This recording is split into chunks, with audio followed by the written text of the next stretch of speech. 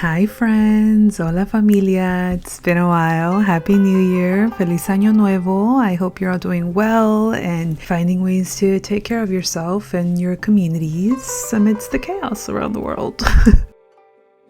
For today's video, it's going to be a little different. I miss YouTube and I want to give an update on what's been going on. Some of you may have read, my partner G suffered a brain bleed about 4 months ago, and life has been very different for us.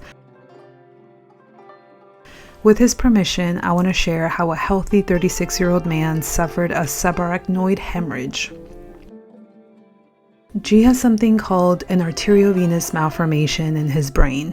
It sits silently but comfortably on the vermis of his cerebellum, a part of the brain that enables speech, vision, balance, motor learning, executive functioning, even temperature regulation. This malformation, which entangles arteries and veins in irregular ways and disrupts blood flow processes, sat dormant in his brain since he was born, until it didn't. Doctors tell us there was nothing G did or nothing he could have done to prevent this from happening. It was a ticking time bomb, a matter of time before one of his entangled brain vessels weakened by the high blood flow and hemorrhage. To be honest, we're really lucky that we had access to medical care and sought out emergency services when he spontaneously began to bleed. G is in much better shape now, and things have definitely improved for him. He's made massive progress, but he does suffer from residual right-sided weakness caused by damage to his brain because of the bleed. He receives physical, occupational, and speech therapies and is incredibly motivated and committed to strengthening his right side, and that is honestly 90% of the work. Unfortunately, this journey is half over, as doctors had to make the decision back in October to leave the malformation nestled in his brain and tend to the initial injury, while also allowing time for his brain to recover. So it sits like a little grenade with a notable risk for rebleed if left unaddressed. After many doctor's visits and exploring all his options, G has decided to undergo another brain surgery next month to remove the malformation and effectively redesign the architecture of the blood flow to his brain. While we remain very hopeful and grateful for the opportunity to address this with surgery, an opportunity that isn't granted to everybody suffering from his condition, by the way, I would be lying if I didn't say that fear and uncertainty embrace us on the daily. When you go through something traumatic like this and you're confronted with imminent death, you're forced to be brave. You're immersed into worlds you're unfamiliar with or uncomfortable with, full of suffering and stripped of joy. And you have no choice but to hold on to your hope and trust. Trust that these things are happening for you and not to you, that you're not alone in this realm and the one we cannot see. You try to remember that all things end eventually, even if the pain feels unbearable in the moment, and you let go. I've had to let go a lot these days.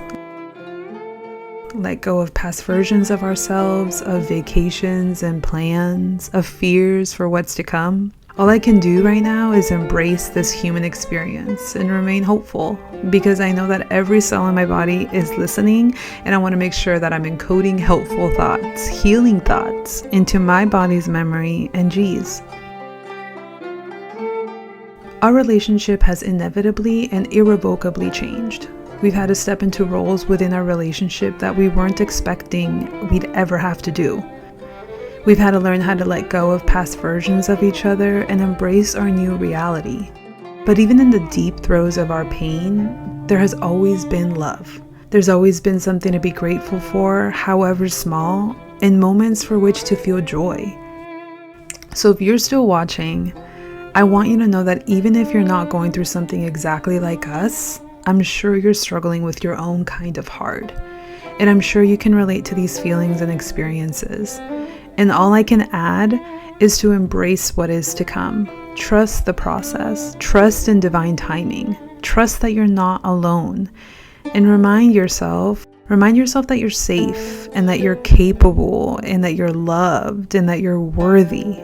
Allow yourself to enjoy life. as it is, even if it's messy, because you are here to experience all of it. And for that, we are so lucky. Thank you so much for watching, and I hope to see you all very soon. Bye. Mom came over with a ton of food, green and red chilaquiles, because that's what G was craving. I was craving bistec ranchero. Oh, my mom brought Danish rice, and then pollo chicken in salsa roja, and then for Norman. Bro.